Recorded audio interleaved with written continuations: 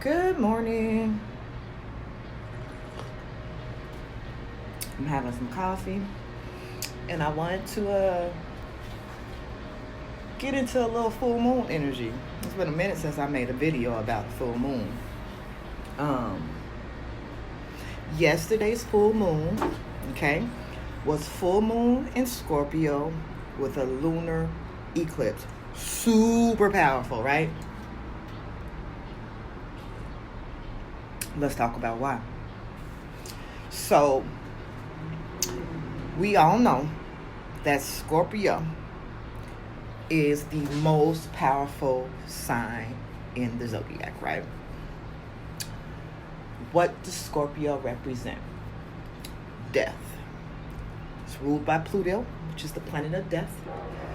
All things, I think of Scorpio, I think of Lil Kim, who's a Cancer sun, by the way, in Money, Power, and Respect video, or on that song. Scorpios are definitely money, power, and respect. Oh, and sex. Don't forget sex. They are the kings and queens of all things sex.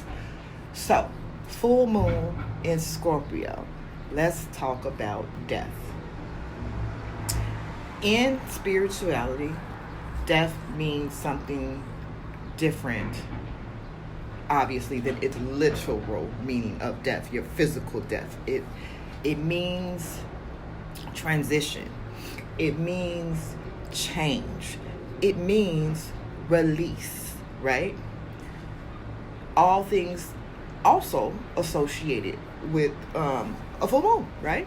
All right, so the full moon in Scorpio and that lunar eclipse all have representations in death and transition and change. And so I would interpret the energy of this particular full moon that passed is it's time to walk into your next move. It's time to not be about it, not talk about it, but be about your new life, right? Let go. Let the old die. Let everything old die. People, places, and things, right?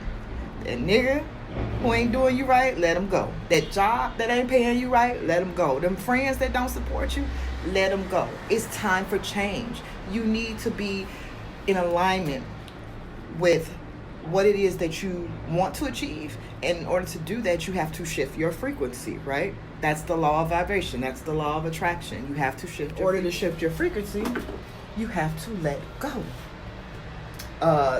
Think of Erykah Badu in Bag Lady. Bag Lady, you gonna hurt your back, right? Set them bags down and move forward.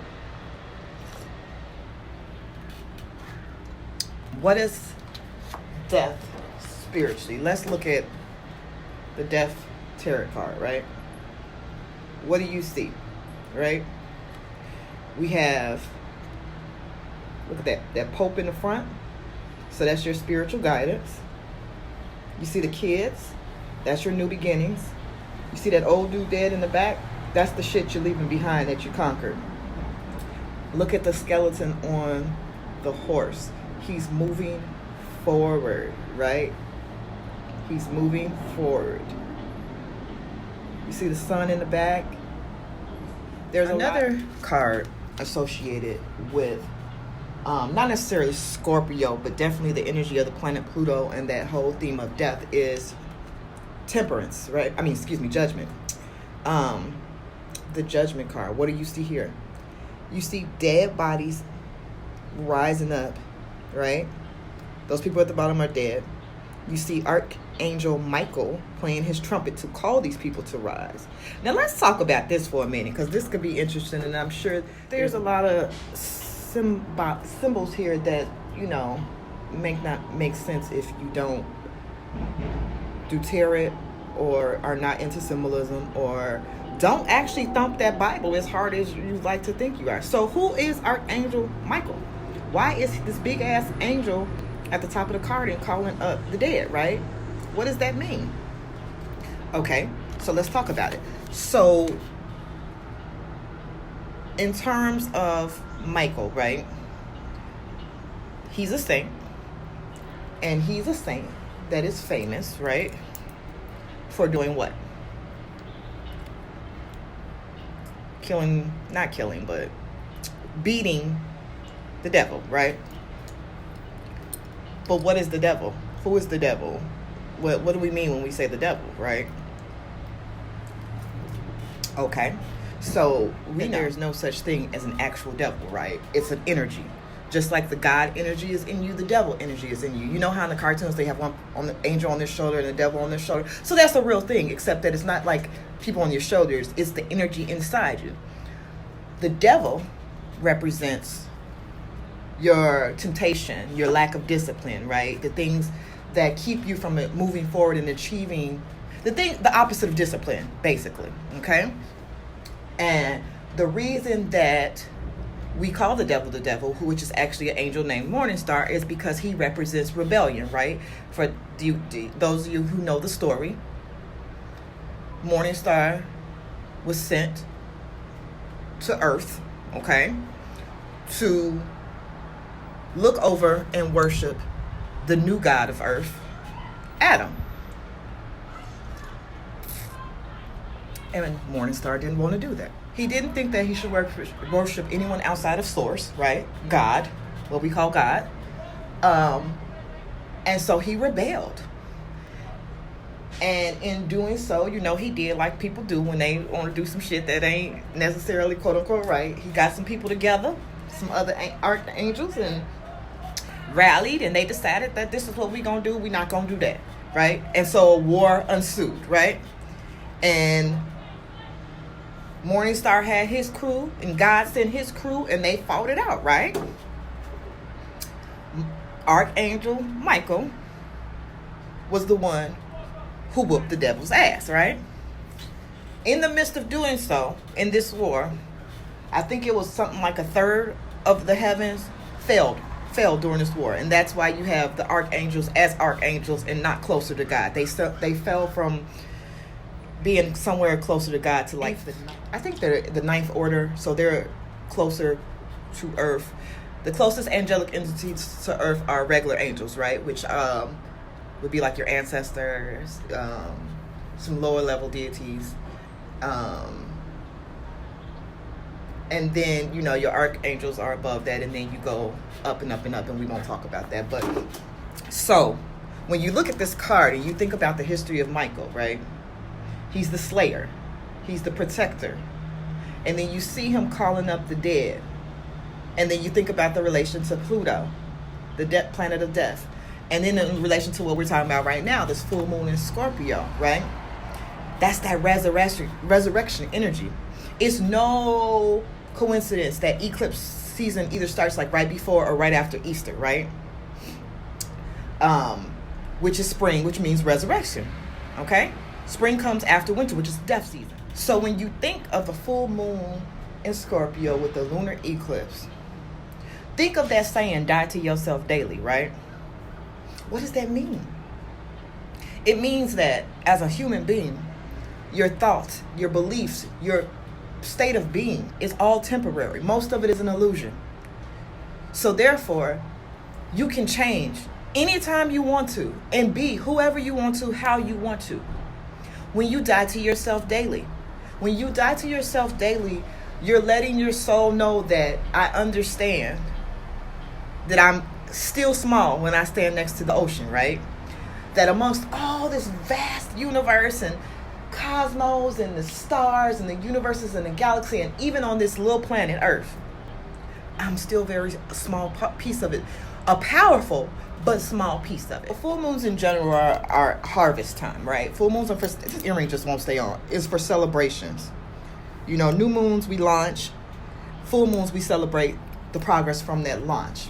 It's also use full moons for release. And so with the full moon being in Scorpio, with that lunar energy, take this time to really look within and shed some skin, okay? Shed what has been holding you back and propel yourself into your new future. You have to let go to get. It's no way around it.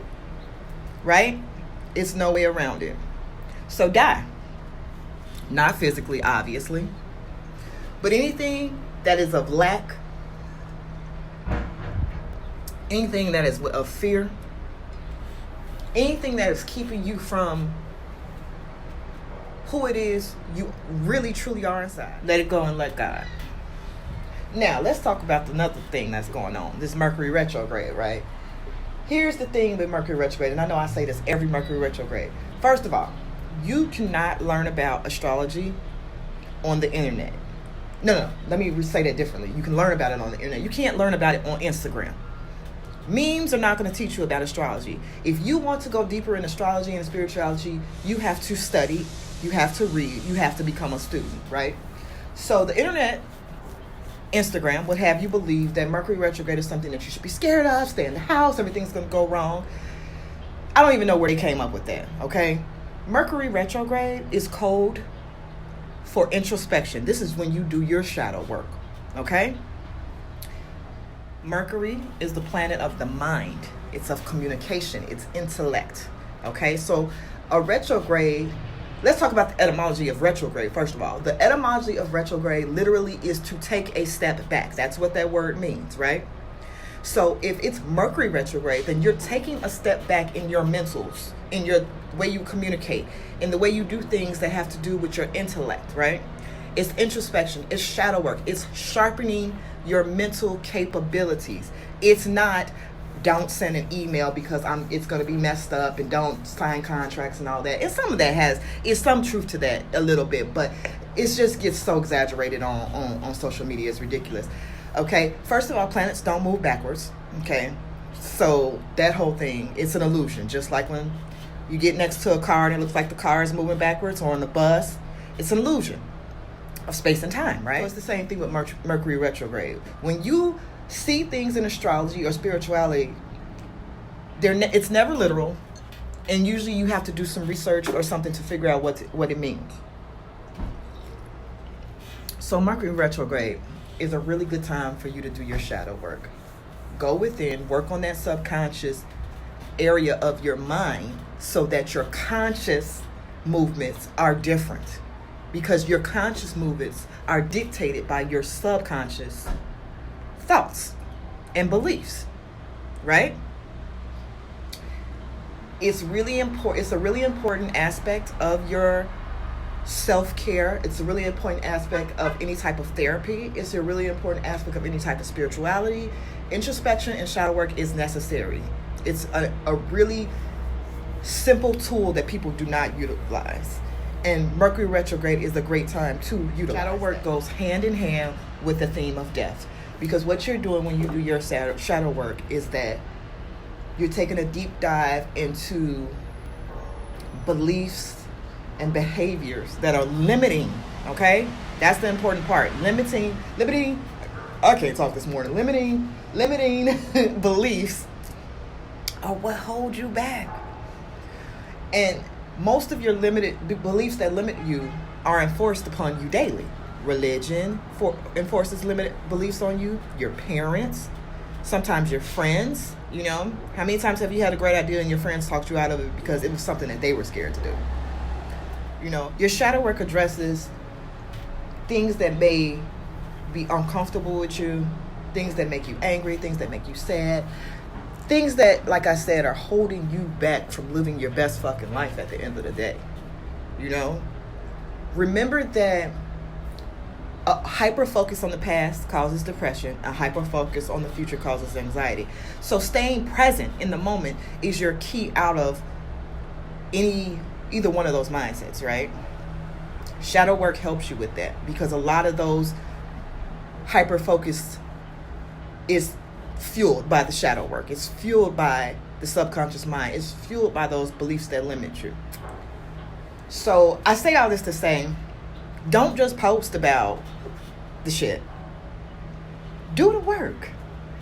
Don't just repost to me. Don't just get in my DMs and ask me a question. Do the work. Because that's the only way it makes sense.